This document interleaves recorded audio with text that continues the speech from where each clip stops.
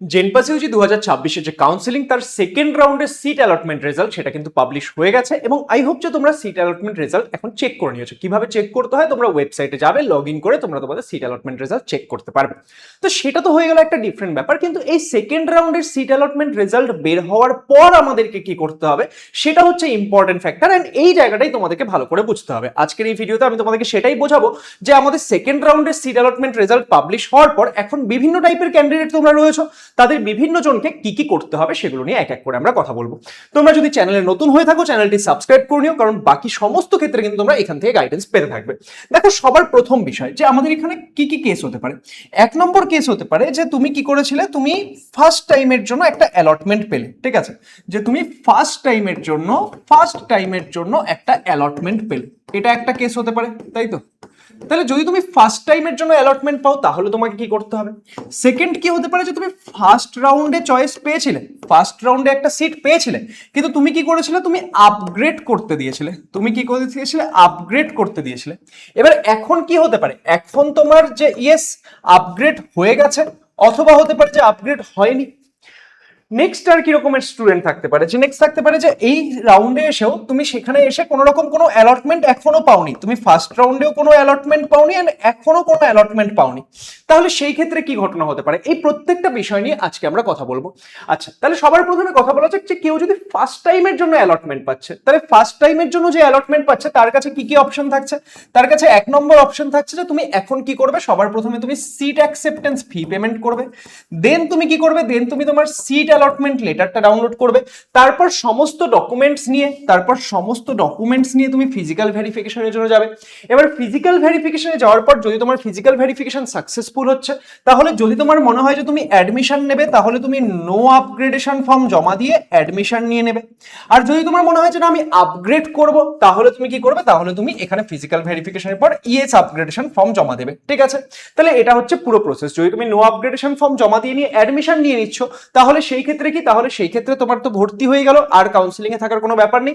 যদি তুমি এই ক্ষেত্রে আপগ্রেডেশন করছো, তাহলে তুমি সেই ক্ষেত্রে নেক্সট রাউন্ডে আরেকটু বেটার কলেজ পাওয়ার জন্য এলিজিবল হতে পারো, এন্ড সেই ক্ষেত্রে তুমি কিন্তু নতুন করে কোনো চয়েস ফিল করতে পারবে না, যেটা তোমার এক্সিস্টিং চয়েস ফিলিং রয়েছে সেটা অনুযায়ী তোমাকে করতে হবে। এবার ইন কেস ধরে নাও কোনো একজন স্টুডেন্ট ফার্স্ট টাইমের জন্য অ্যালটমেন্ট পেয়েছে, এবার সে দেখছে যে না, সে কোনো কারণে চয়েসটা চেঞ্জ করতে চায়, যে সে যেই চয়েসটা পেয়েছে হয়তো আগে ভুল চয়েস ফিলিং করে দিয়েছিল, এখন ভুল কিছু করে দিয়েছে, সেই জন্য একটা এমন কলেজ পেয়েছে যেখানে সে অ্যাডমিশনও নেবে না, বা আপগ্রেডেশন করেও তার চয়েস ফিলিং লিস্ট এমন আছে যে তার আপগ্রেডেশন করেও লাভ নেই। তাহলে সেই ক্ষেত্রে সে কি করতে পারে, সেই ক্ষেত্রে সে নন রেসপন্সিভ থাকতে পারে। নন রেসপন্সিভ থাকা মানে কি, যে আইদার সিট অ্যাকসেপ্টেন্স ফি দিল না, বা আমাদের সিট অ্যাকসেপ্টেন্স ফি দিলেও কিন্তু ফিজিক্যাল ভেরিফিকেশন করতে গেল না, এই দুটোর মধ্যে যে কোনোটাই যদি তুমি করো তাহলে তুমি নন রেসপন্সিভে থাকবে। সেই ক্ষেত্রে তুমি নেক্সট রাউন্ডে পার্টিসিপেট করতে পারবে, এবং নেক্সট রাউন্ডে পার্টিসিপেট করার সময় তুমি চাইলে তোমার যেই চয়েস ফিলিং লিস্ট এখন রয়েছে সেটা অনুযায়ীও পার্টিসিপেট করতে পারো, বা তুমি চাইলে নতুন করেও চয়েস ফিলিং করতে পারো। তাহলে যারা ফার্স্ট টাইমের জন্য অ্যালটমেন্ট পাচ্ছে তাদের কি করতে হচ্ছে সেটা এখানে বলে দিলাম। এবার কথা আসছে আপগ্রেডেশন, কারণ প্রচুর স্টুডেন্ট রয়েছে যারা কিনা আপগ্রেড করতে দিয়েছিল ফার্স্ট রাউন্ডে, তাদেরকে কি করতে হবে চলো সেটা নিয়ে একবার বলা যাক। যে তুমি কি করেছিলে, তুমি ফার্স্ট রাউন্ডে আপগ্রেড করতে দিয়েছিলে, এইটুকু কথা ক্লিয়ার। তাহলে ধরো আমি এইভাবে সাজাচ্ছি যে 1 2 3 4 5 6 7 8, ওকে। এবার এক্সাম্পল এরকম তোমার চয়েস ফিলিং লিস্ট ছিল, এন্ড আমি বলছি যে ফার্স্ট রাউন্ডে তুমি ধরো এই 6 নাম্বার সিটটা পেয়েছিলে, ওকে। এবার ফার্স্ট রাউন্ডে তুমি যদি 6 নাম্বার সিট পেয়ে থাকো, এন্ড তারপর তুমি কি করতে দিয়েছিলে, তুমি আপগ্রেড করতে দিয়েছিলে। তাহলে তুমি যখন আপগ্রেড করতে দিয়েছিলে, হতে পারে তোমার আপগ্রেড হয়েছে, অথবা হতে পারে তোমার আপগ্রেড হয়নি। তাহলে আমি ফার্স্টে অ্যাজিউম করছি তোমার আপগ্রেড হয়েছে। আপগ্রেড হয়ে ধরো কারোর এই 4 নাম্বার কলেজটা এসেছে, তাহলে সেই ক্ষেত্রে তার কাছে এখন কি অপশন, সে চাইলে এই 4 নাম্বার কলেজটায় গিয়ে অ্যাডমিশন নিতে পারে, অথবা সে নেক্সট রাউন্ডের জন্য আবার অপেক্ষা করতে পারে যে আমি নেক্সট রাউন্ডে দেখি আমার সিট আসে কি আসে না, তাই তো? তাহলে যদি তোমার ব্যাপার থাকে যে না আমি এই যে আপগ্রেড হয়ে 6 থেকে 4-এ এসেছে আমি এটাই গিয়ে অ্যাডমিশন নিয়ে নেব, তাহলে তুমি গিয়ে এটা অ্যাডমিশন নেবে। কিন্তু তোমার যদি মনে হয় যে না আমি আবার আপগ্রেড করতে চাই, যে আমি দেখতে চাই থার্ড রাউন্ডে যদি আরেকটু বেটার কোনো কলেজ পাই, তাহলে সেই ক্ষেত্রে তোমাকে কি করার দরকার নেই, তোমাকে এই ক্ষেত্রে কোনো কিছু এই মুহূর্তে করার দরকার নেই, তুমি সিম্পল থার্ড রাউন্ডের জন্য অপেক্ষা করবে। কিন্তু ধরে নাও তোমার আপগ্রেড হয়ে নিয়ে এসেছে ফার্স্ট চয়েস, তাহলে তোমার কাছে একমাত্র অপশন কি, তাহলে তোমার কাছে একমাত্র অপশন হচ্ছে অ্যাডমিশন নেওয়া। যদি তুমি অ্যাডমিশন না নাও এখন গিয়ে, তাহলে তুমি কাউন্সিলিং প্রক্রিয়ারই বাইরে চলে যাবে, পরে কোনো রাউন্ডে আর কোনো কিছু তুমি পাবে না।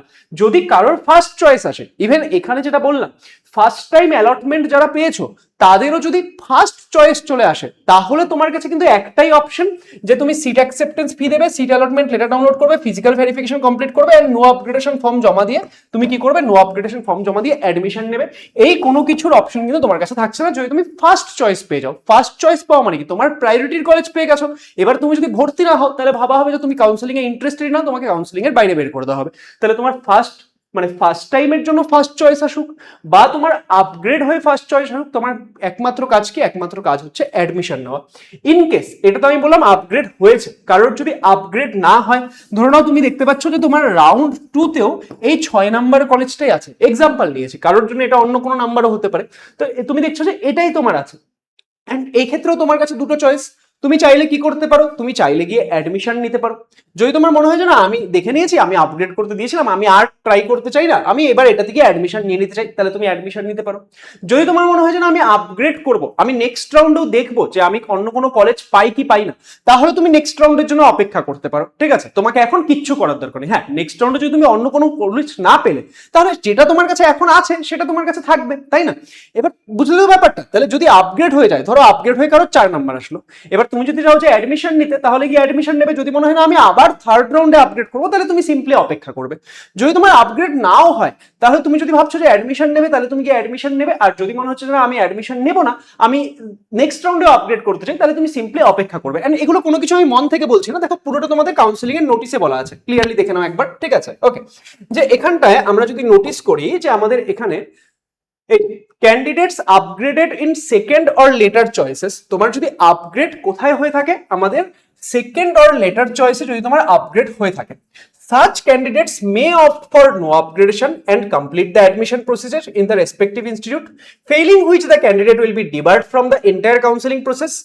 In case of yes upgradation, তুমি যদি yes upgradation করতে চাও for the next round, the candidate need not do anything, যে তুমি যদি পরের রাউন্ডের জন্য আপগ্রেড করতে চাও, তোমাকে কিন্তু এখানে কোনো কিছু করতে হচ্ছে না। ওকে, তোমাকে এক্ষেত্রে কোনো কিছু করতে হচ্ছে না। তাহলে বুঝতে পারলে ব্যাপারটা? আচ্ছা, তাহলে এখানে আমরা candidate allotted or upgraded in first choice বুঝে গেছি, candidate first time allotted in second or later choice বুঝে গেছি, candidates upgraded in second or later choice বুঝে গেছি, candidates did not get any seat. এবার ধরো তুমি কোনো রকম কোনো সিট সেকেন্ড রাউন্ডে এসে পাওইনি, ঠিক আছে, such candidates are automatically eligible for the next round. তুমি ধরো তুমি পার্টিসিপেট করেছিলে, ফার্স্ট রাউন্ড থেকে পার্টিসিপেট করেছিলে, বা সেকেন্ড রাউন্ডে এসে প্রথমবারের জন্য পার্টিসিপেট করেছো, কিন্তু সেকেন্ড রাউন্ডে তুমি কোনো রকম কোনো সিট পাওনি, তাহলে সেই ক্ষেত্রে কি, সেই ক্ষেত্রে তোমাকে কিচ্ছু করতে হবে না, তুমি সেকেন্ড রাউন্ডের জন্য, থার্ড রাউন্ডের জন্য অপেক্ষা করতে পারো।